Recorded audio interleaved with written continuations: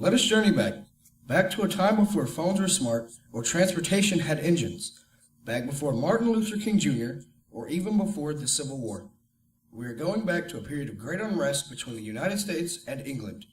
Here we are, the War of 1812. The date is September 13, 1814, 2 years after the start of the war. American soldiers are defending Fort McHenry from invading British troops. With the British outnumbering the United States 5-1, they are certain that they will take Fort McHenry for England. Just to be sure, though, they have captured several Americans from a place called Marlborough and detained them on a British flagship called the HMS Tonnant. Among these prisoners is a beloved physician named Dr. William Beans. When a gentleman named Francis Scott Key caught word of this, he set out instantly to free his friend from the ship. Once Key reached the British ship, he told the officer in charge of his plans to free Dr. Beans and return home. Surprisingly enough, the officer was considerate of Key's plans and agreed to free Dr. Beans on one condition. They had to stay on the ship until the British overtook the fort and won the battle. The officer said that if he let either of them leave the ship, they might go back to Fort McHenry in time to warn the American troops about the upcoming bombing that the British were planning. In order for Key to leave with Beans, he was forced to stay on the ship and watch as American soil was bombarded by the enemy. He watched as rockets soared past and screamed through the air. He watched as bombs exploded and lit up the night sky. He watched until the darkness of the night prevented him from watching anymore. The bombardment continued on for 25 exhausting hours, but at dawn the next day, Key could not believe his eyes. Unable to destroy the fort, the British were retreating.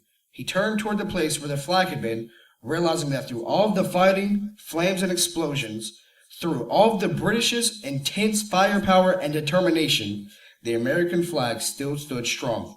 Flying proudly through the air, incredibly inspired by the sight, Francis Scott Key, a prisoner on board a British ship, began writing the words to a poem that would one day become our country's national anthem.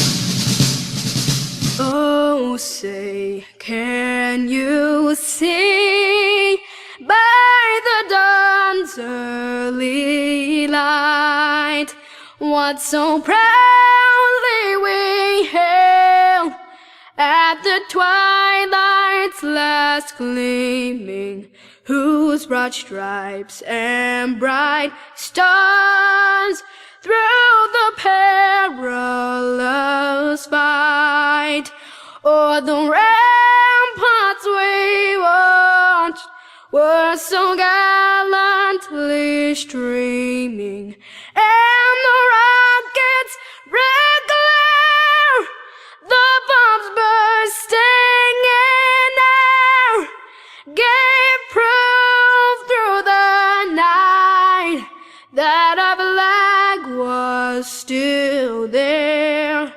Oh, say does that Star Spangled Banner yet wave o'er the land of the free and the home of the brave?